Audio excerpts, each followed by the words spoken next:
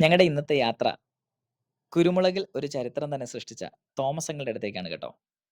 തിരുവനന്തപുരത്ത് നിന്നും യാത്ര ചെയ്ത് ഏകദേശം ഏലപ്പാറ എത്തിയിട്ടുണ്ട്. കുറച്ച് സമയം വിശ്രമിച്ചതിന് ശേഷം വീണ്ടും ഞങ്ങളുടെ യാത്ര തുടങ്ങി. ഹൈറേഞ്ചിൽ ജീപ്പ് ആയതുകൊണ്ട് തന്നെ ശരിക്കും ആ ഒരു പ്രകൃതിയുടെ സൗന്ദര്യം ആസ്വദിക്കാനായിട്ട് കഴിഞ്ഞു.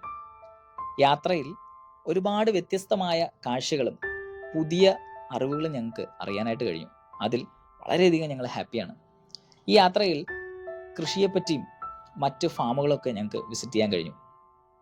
രാവിലെ ആയതുകൊണ്ട് തന്നെ ബ്രേക്ക്ഫാസ്റ്റ് കഴിക്കാനായിട്ട് ഞങ്ങളൊരു കടയിൽ കയറി.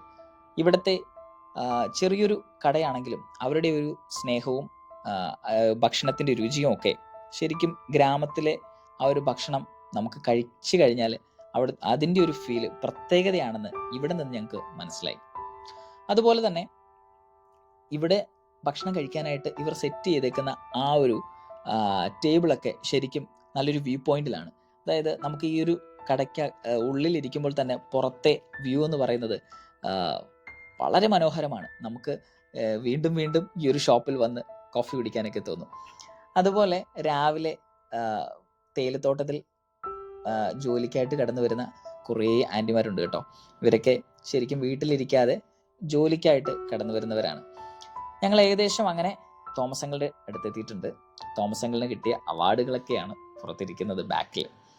ശരിക്കും ഇവിടുത്തെ കാര്യങ്ങൾ എന്തൊക്കെയാണെന്നും എങ്ങനെയാണ് ഈ ഒരു ഫാമിൻ്റെ സ്ട്രക്ചർ എന്നും എങ്ങനെയാണ് പോകുന്നതെന്നൊക്കെ തോമസ് അങ്കിൾ വളരെ വ്യക്തമായിട്ട് ഞങ്ങൾക്ക് പറഞ്ഞു തന്നു. അതോടൊപ്പം ഇത് തോമസ് അങ്കിളിൻ്റെ കുരുമുളകിൻ്റെ ഉൽപാദന, അതായത് പ്രൊഡക്ഷൻ യൂണിറ്റ് ആണ്. ഇവിടെ നിന്നാണ് തൈകൾ ഉൽപ്പാദിപ്പിച്ച് മറ്റു ഫാമുകളിലേക്കും കർഷകരിലേക്കും ഒക്കെ തോമസ് അങ്കിൾ എത്തിക്കുന്നത്. ഇത് പെപ്പർ തെക്കൻ 2 ഇനത്തിൽപ്പെട്ടവയാണ്. ഏകദേശം 30 സെൻറ്റിമീറ്റർ നീളമാണ് ഇവയ്ക്കുള്ളത്. ഇതിൻ്റെ ശരിക്കും പറഞ്ഞാൽ മണികൾ ഏകദേശം 150 പരം മണികൾ വരുന്നുണ്ട്. എങ്കിലും അതിൻ്റെ തൂക്കം വളരെ മികച്ചതാണെന്ന് പറയാതിരിക്കാൻ വയ്യ. കാരണം പെപ്പർ തെക്കൻ 2 ഇനത്തിൽപ്പെട്ടവ കർഷകന് വളരെയധികം സന്തോഷമാക്കുന്ന ഒന്നാണ്. അതോട് കൂടെ മാത്രമല്ല പെപ്പർ തെക്കൻ 1 ഉണ്ട്. അതിൽ ഏകദേശം 1000 പരം മണികളാണ് പെപ്പർ തെക്കൻ 1 വരുന്നത്. ഈ കാണുന്നത്, അതായത് മുന്തിരിക്കുല പോലെയാണ് ഇവയുടെ ഈ ഒരു വലിപ്പവും തൂക്കവും ഒക്കെ വരുന്നത്. ശരിക്കും വ്യാവസായിക അടിസ്ഥാനത്തിൽ കൃഷി ചെയ്യാൻ താല്പര്യപ്പെടുന്നവർക്ക് തോമസ് അങ്കിളിൻ്റെ ഈ ഒരു ഫാം സപ്പോർട്ട് വളരെയധികം ഉപകാരപ്പെടും എന്നുള്ളതിൽ സംശയമില്ല. PVC പൈപ്പുകളിലും GA പൈപ്പുകളിലുമൊക്കെ പോട്ടുകളിലും ഒക്കെ ഇവിടെ ചെയ്തിട്ടുണ്ട്. അത് മറ്റുള്ളവർക്ക് കണ്ടു പഠിക്കാനും ശരിക്കും അറിയാനും ഒക്കെ ഈ ഒരു ഫാം വളരെയധികം ഉപകാരപ്പെടും. അതുമാത്രമല്ല, ഇതിൻ്റെ ഈ ഒരു വലിപ്പം നമുക്ക് ഉണങ്ങിയതിൻ്റെത് കാണാം.